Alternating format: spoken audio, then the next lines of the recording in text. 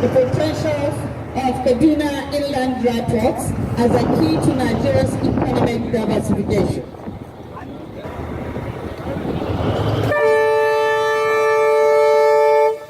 Yes, the flag is up. The two flags are up. The head coach is making its way to the gates, which was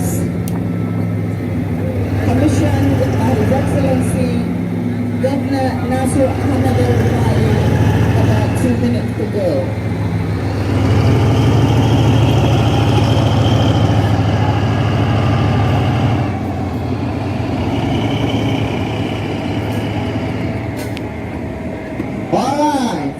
All right, Your Excellencies, please may we have the national anthem? The rest of us sitting under the canopies, please may we rise for the national anthem, which signifies the end of this program, and we're moving straight to Hotel 17 for the one-day interactive program and clinic with the theme optimizing the potentials of the Kaduna Inland Dry Port as a key to Nigeria's economic diversification.